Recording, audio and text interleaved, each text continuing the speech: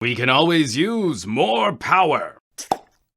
I don't know what it is, but I just kind of nerd out about battery. Say hello to this big chunk from RavPower, the PD Pioneer. 20,000 milliamp hours of capacity in a soft touch satiny shell. Immediately, when talking about larger power banks, we should always look at capacity and travel. I know we're not flying like we used to these days, but when we get back on planes, it's not always easy to find the battery restrictions. I've had to converse with TSA agents at gates about whether some of my gadgets were safe for flying. The older rule was up to 100 watt hours, so you might run into some resistance with anything significantly larger. That's a bit of a moot point here because the Pioneer comes in at a safe 74 watt hours. You'll still probably be stopped by TSA at some point, but you will be well under the limit. Solid specs all around for fast charging. There are 3 ports, USB-A, USB-C, and a 2-prong outlet, but the Pioneer only supports 2 connections at a time. Peak power output of up to 80 watts from the outlet. And I find this super handy. Now, for example, my MateBook isn't very picky about what you connect it to top off the battery. But oddly, my Pixelbook Go is a little more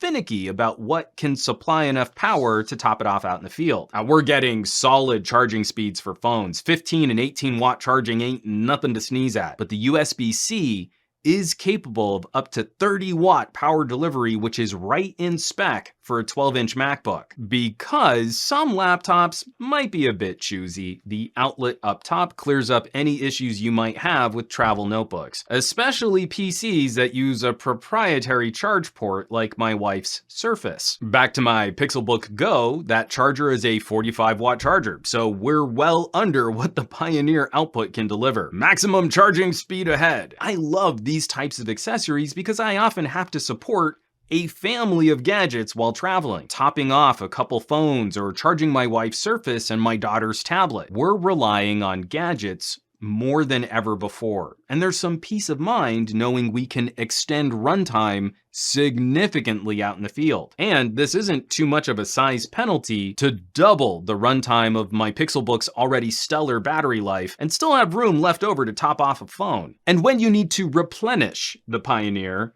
it supports 30 watt power delivery input. This power bank can be recharged in full in just over 3 hours, which is kinda crazy. It seems like a decently durable shell, but packing this much power, charging up thirstier devices means we do need active cooling. There's a little fan in the base and some vents at the top.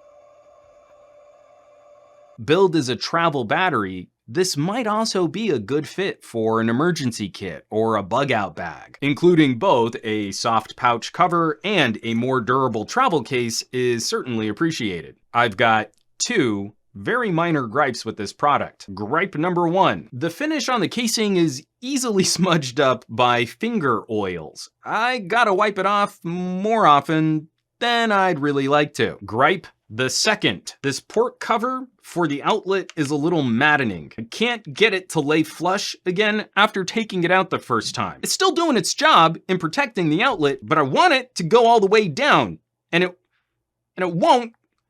It won't go all the way down again. $87 full retail, and RavPower often includes coupon codes on Amazon. Now, I can't predict the future, so I can't tell you exactly how the cells in this power bank will age, but I'm still using the RavPower batteries I originally reviewed on this channel years ago. So I think this brand has earned a decent reputation for longevity. I'll of course leave some links down below where you can find more info on the RavPower PD Pioneer 2-port powerhouse battery.